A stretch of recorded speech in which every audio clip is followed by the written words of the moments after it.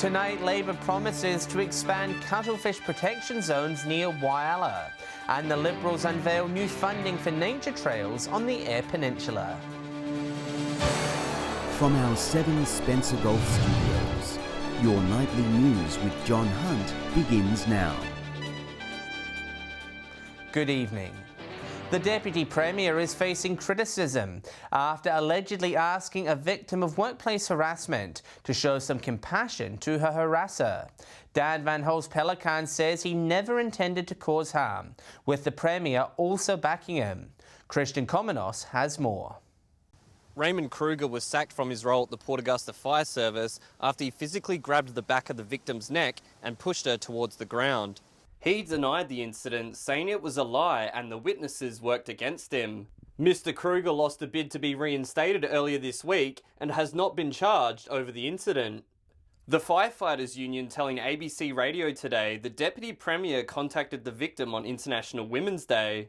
They say he sent her 2 text messages and a voicemail, as well as contacting another family member. In one of the messages, the Deputy Premier asked the victim to spare a thought for the man who harassed her. In a statement, Dan van Holst Pelleg said he reached out to show support during a very difficult time, also adding he does not condone that type of behaviour. Dan van Holst Pelleg, he's got a heart of gold. He certainly didn't wish to put any further stress on this victim. He wanted to support the victim, and he's conveyed that in a further message to her. The messages leaving the Firefighters Union confused. The concern that we have is the absence of, are you okay? Inquiry about her health and well-being after 3 years of being silenced. It's a situation the Deputy Premier did not need, just 1 week out from the election. Labor's Eddie Hughes has announced an extension of the no-catch fishing zone to protect cuttlefish at Point Lowly north of Whyalla. He says if his party gains power, they will declare the entire northern Spencer Gulf as off-limits to the creature. Expanding protections for a much-loved attraction in the Upper Spencer Gulf. SA Labor announcing an extension of the no-take zone for cuttlefish to cover the entire Gulf. The closure for cuttlefish now, the no-take zone, will be all of the northern Spencer Gulf, and that's a precautionary principle. The current protections only extend to 100 metres from the coastline of Point Lowly. A Whyalla dive shop operator pleased something is being done to further protect the species. It's a real relief and a signal that we're taking the cuttlefish situation seriously. In a statement, Primary Industries Minister David Basham says Labor cannot be trusted with fisheries management, claiming allowing fishing for them has had negligible impact on numbers. Mr Bramley, in the meantime, is busy preparing for another bumper Cuttlefest, the 3-month-long festival bringing visitors from across the country looking to experience the species' unique habitat and breeding season. Very, very many people have already booked for this season, so this sort of announcement sends the right message out. SA Best's Frank Pangello also weighing in, saying the party will block any proposal that threatens their existing habitat. Mark Zeta, 7 Spencer Gulf News. New nature-based activities will be developed on the Eyre Peninsula, with the state government funding 2 new experiences. The Environment Minister says the initiatives will be a drawcard for those wanting to explore the region.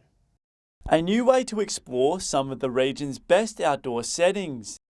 Exploring a part of the Coffin Bay National Park via kayak and putting in facilities there to be able to make it so it's easy to access the bay areas at Yangi Bay, and also putting in the capacity for camping. More than $500,000 will be spent on a new kayak trail in Coffin Bay, the proposal the first of its type in South Australia. The Environment Minister says it won't just benefit tourists, hoping it will also provide more opportunities for local businesses. It'll enable local business operators to really leverage off our investment in infrastructure to provide tour experiences and products that are quite unique. It's not the only project of its kind in development. A multi-day walking trail in the Lincoln National Park also securing funding. 250,000 to get the concept plan underway for a multi-day walk in Lincoln National Park, probably starting in the township of Port Lincoln and then moving through into the park. The Liberal candidate for Flinders confident both developments will attract more visitors to the Eyre Peninsula. But we're really highlighting what our natural advantages are on the Eyre Peninsula. It's our environment, it's the great people and it's the community, and for people to be able to experience that is going to be really exciting. Henry Millick, 7 Spencer Golf News. The Whyalla City Council is using the upcoming state election to call on political parties to help improve the city's livability. They want support for new affordable housing to attract skilled workers and their families to the Upper Spencer Gulf. Mayor Claire McLaughlin says they haven't seen such strong economic growth since the 1960s. The council is also asking for funding for the Foreshore Master Plan. Still to come tonight, we take a look at what's being promised for our local infrastructure at the state election.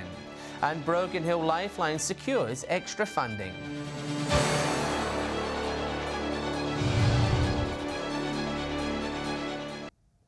Welcome back. Tonight we continue our look at the issues affecting the Spencer Gulf for this state election. As a key transport corridor, our region has various infrastructure projects on the go, but some candidates believe more can always be done.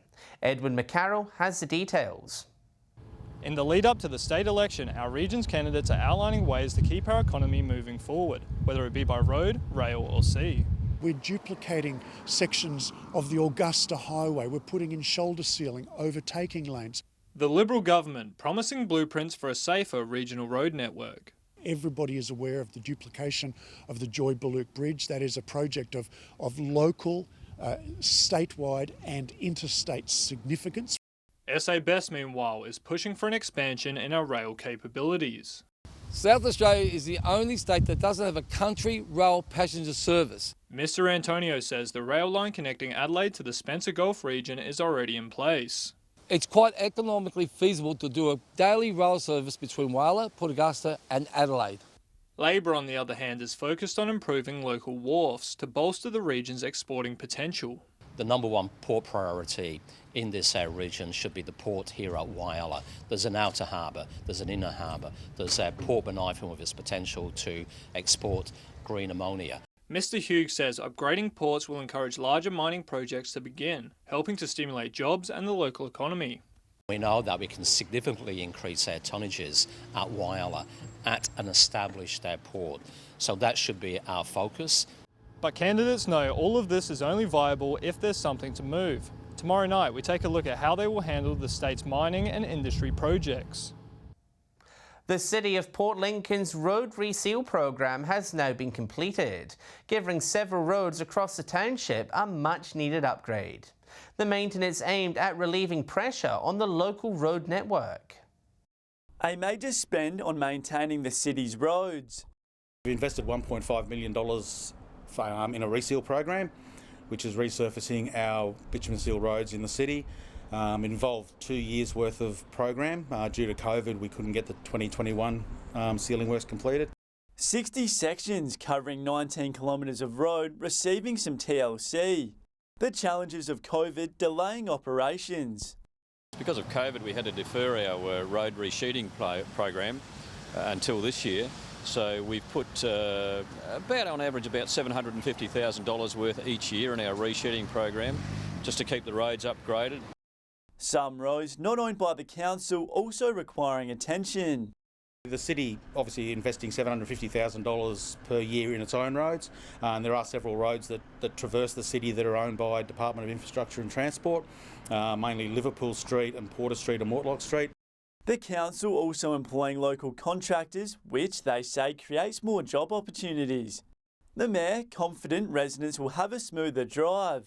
The resheeting makes it a much smoother drive and also aids with all of the drainage that we may have with the roads themselves.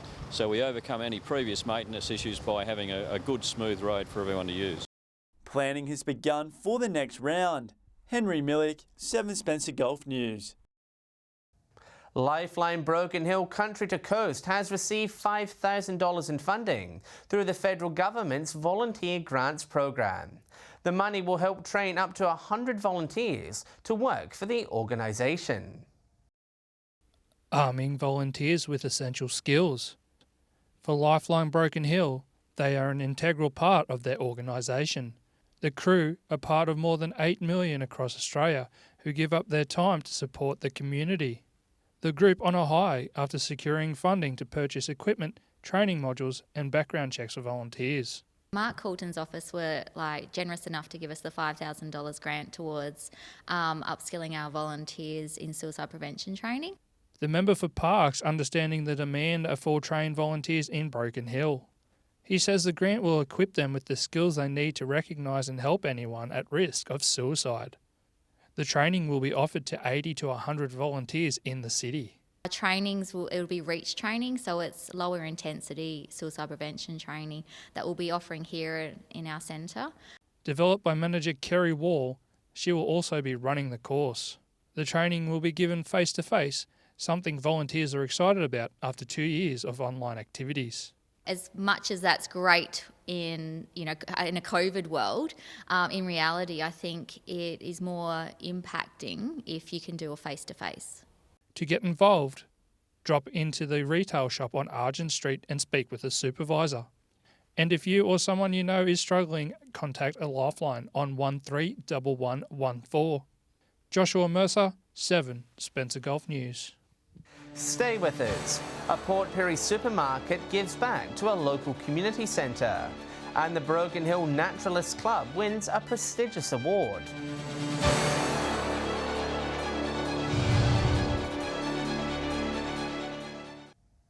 One of the country's peak medical bodies is calling for the federal government to double the amount of junior doctor placements in regional areas. The Rural Doctors Association of Australia says while 200 full-time equivalent places will be available by 2025, they believe that figure should go beyond 400. Association President Dr. Megan Below says the increase would ensure at least 1,600 extra interns would get an opportunity. She also says while universities offer a multitude of placements, there are very little opportunities to go make a career in country medicine once they graduate. Uniting Country SA has thanked Woolworths for its ongoing food donations to the Port Pirie Community Centre. More than 2,000 loaves of bread and 650 kilos of fruit and veg has been donated in the last 12 months. Helping those in need for years to come.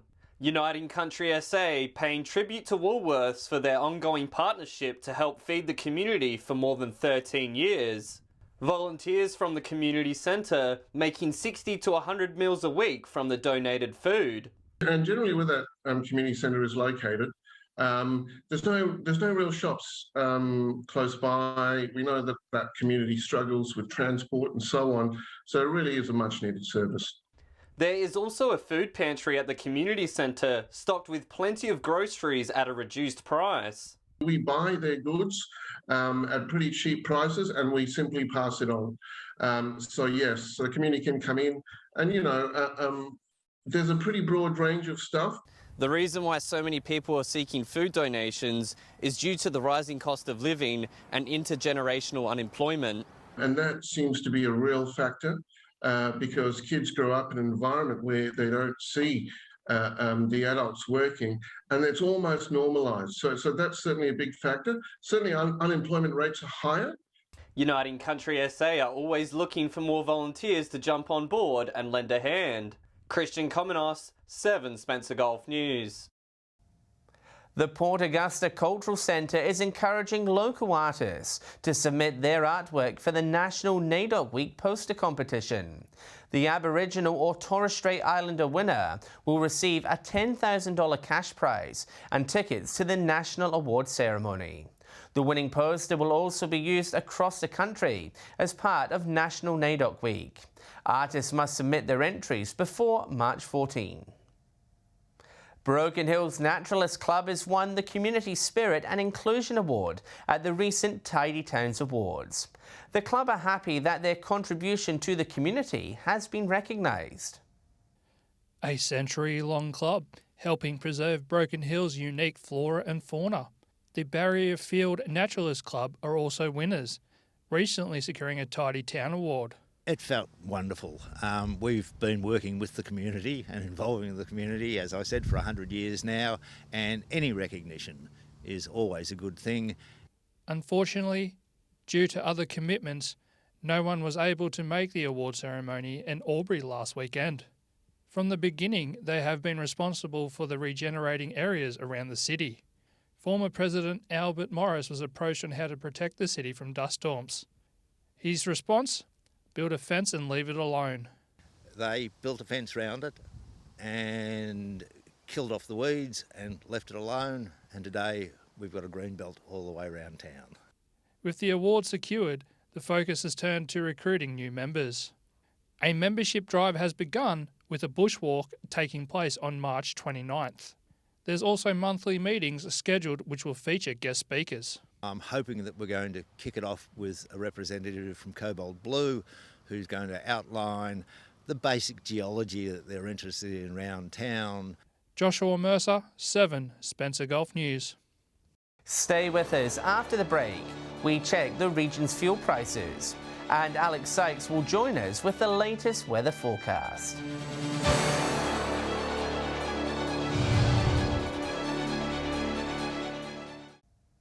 Hello again. It's time to look at the region's fuel prices for this week, with further pain at the pump expected due to the situation in Eastern Europe. With all the details, here's Mark Zeta with Fuel Watch. It's not good news for drivers across the Spencer Gulf, with the price of unleaded still rapidly rising in some centres due to the crisis in Ukraine. As you can see, all the major centres in our viewing area are continuing to see the average unleaded price rise even closer to $1.90 per litre. Broken Hill, the most expensive at $1.88.6, while Port Pirie has the least expensive fuel at $1.82. Prices in both Whyalla and Port Augusta sit between $1.86 and $1.87. If you're heading to Adelaide, you will have some reprieve with the average around $1.77 per litre. However, this price is expected to rise at any time, so get in quick. It's the same story for diesel, with red all over the board for this week. Port Augusta and Broken Hill, tied for the most expensive in our region, are close to $1.87 per litre. Port Pirie and Kadina, the cheapest, sitting at around $1.82 per litre. Port Lincoln, sitting in the middle of the range at $1.82.4. While in Adelaide, there's no relief, with prices surging towards $1.90 per litre. And finally, prices are varied in the autogas sector, with the cost generally rising in some areas. Both Port Augusta and Adelaide had the cheapest autogas at $1.10 per litre. Whyalla has the most expensive, with prices unchanged since last week. Broken Hill and Port Lincoln sit in the middle at around $1.16. Kadina drivers can expect to pay $1.20 per litre. Remember, these prices are the regional average and do not reflect one particular outlet. And if you see fuel for cheaper, let us know through our Facebook page. Time now to take a look at what's happening in the weather as we move closer to the weekend. With all the latest details, here's Alex Sykes. Thanks, John, and good evening to you and our viewers. A beautiful autumn day across our region. From 3 p.m, Port Lincoln was 22, Port Pirie got to a high of 28, and Cooper Pedy was sunny and 29. Looking further out across the region now, Whyalla got to 23, Woodner and Broken Hill reached 26, Kadina was mostly sunny and 21 degrees, and Adelaide was partly cloudy and 25. Taking a look at the satellite image now, patchy cloud over the far south in onshore winds is not bringing any rain, clear across most of the state under high pressure and a dry air mass. Moving on to tomorrow's weather outlook now, and we'll start with the Gulf waters. South to southeasterly winds 15 to 20 knots, seas 1 to 2 metres, and the swell will be south to southwesterly reaching 2 metres. There are currently no weather warnings in place across the Spencer Gulf. Partly cloudy across the Eyre Peninsula tomorrow. Port Lincoln set to reach a high of 22, Cleve 24, Woodner is forecast to reach a max max of 30. Fine and mild as well as sunny conditions in the northern Spencer Gulf tomorrow. Whyalla is 26, Port Augusta a little warmer with 28 degrees forecast there, and Kadina will top 27. Those mild and sunny conditions will spread out into eastern areas. Port Pirie set for a high of 29, Clare can expect 25 degrees, and Broken Hill is set for 26. Taking a look further through the week now, and the region can expect a mild, dry and mostly sunny start to the long weekend on Friday. Cooper Pedy will have the region's high of 33, 28 in Broken Hill, Whyalla and Adelaide. Port Lincoln will be partly cloudy and 23, Woodna 31. Those temperatures will continue into Saturday. Cooper Pedy is in for a scorcher, 34 expected there, 29 in Whyalla, Kadina and Adelaide. Port Pirie set to reach 32, Broken Hill expecting 30, Port Lincoln partly cloudy and 24. And on Sunday, the cloud is set to roll in Port Augusta, 34, Port Lincoln 27, 31 in Kadina and Adelaide. Broken Hill will get to 32, and Woodna and Cooper Pedy are expecting a sweltering 35. Looks like our local cricket league will have some prime conditions on the weekend, and that's all the weather from me for tonight. It's back to you, John. Thanks for that, Alex. And that's the local news this Wednesday evening. Thanks for joining us. I'll have updates later, and we will return tomorrow night at 7 p.m. Until then, enjoy your evening. Good night.